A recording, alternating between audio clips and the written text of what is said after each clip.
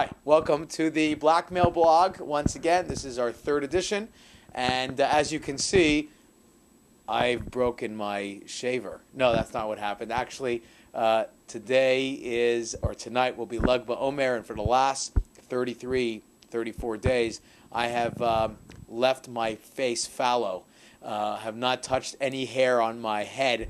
Not that there's much to touch, but on my face, at least it's still coming out. And you can see, by the way, that I'm getting really old, which is why tomorrow, Erev Shabbos, I will be shaving this mess off, which I can't wait. But let me tell you exactly why it's been that so many Jews have been walking around incognito, actually for the last month or so.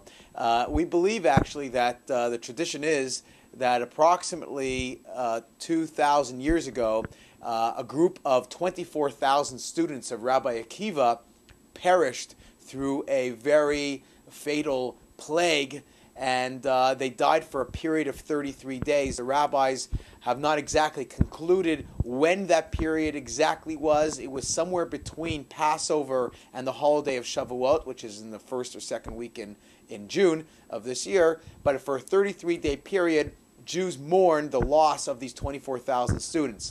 The rabbis were very confused about why exactly these 24,000 great tzaddikim, the sages of that generation, were actually dying, and there was such a plague on such righteous people. You'd think that righteous people would have a long life and would not get killed by God for 33 days. I was making a quick calculation on my trusty calculator before that. If you actually figure out 24,000 Jews, basically the students, divided by 33 days, you got 727 funerals a day. Imagine Rabbi Akiva's life as he was getting email after email, text message after text message, telling him that 727, point two, but about 727 of his students were dying every single day on average. I mean, that must have been very shocking for the Jewish system. 24,000 students in 33 days.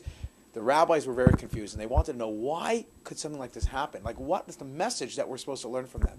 So the rabbis did a dissecting process on this particular occurrence, and they've come up with an answer, and that is, even though these great rabbis and sages, and they were incredibly amazing people, and they would have been the rabbis of every community around Israel and around the world, even though they were such great people, they had a little tiny flaw. And that particular flaw might have been worthy of such a horrible death and, unfortunately, I guess a message for all of us. And that flaw was that they didn't have respect one for the other.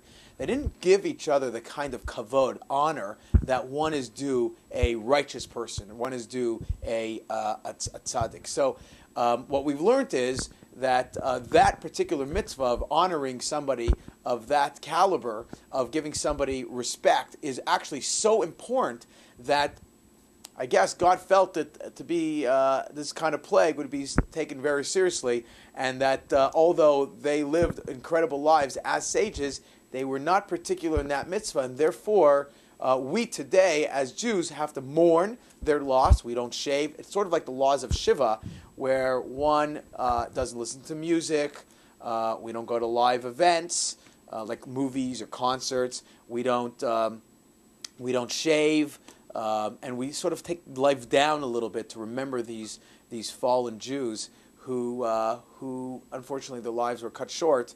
And the message of their life being being cut short is the fact that we as Jewish people have to remember to give honor and respect to all those around us. Religious, not religious, rabbis, non-rabbis, bearded people or unbearded.